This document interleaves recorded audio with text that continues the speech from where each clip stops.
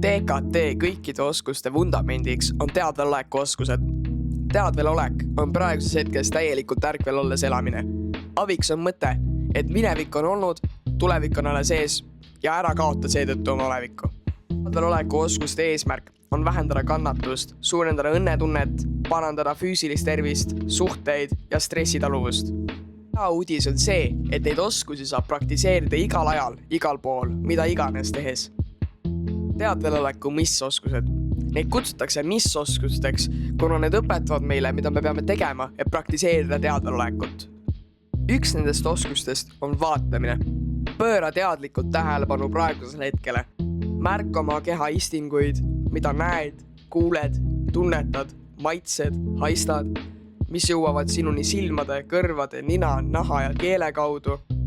Märka mõtteid, mis peast läbi käivad. Samamoodi saame märgata ka oma tundeid. Ära lisa märgatule sõnu ega lisatähendusi. Lihtsalt märkad. Järgmine oskus on kirjeldamine. Lisa kogemusele sõnad. Ole nagu detektiiv. Kirjelda ainult fakte. Teadveloleku oskused annavad ohjalt meie enda kätte. Automaatpiloodi või harjumuse asemel lülitub sisse meie teadlik valik ja enesekontroll. Me suudame olukordadele reageerida efektiivsemalt. Minu käes on rool ja mina ütlen, kui kiiresti ma liigun ja ka seda, kuhu ma tahan minna.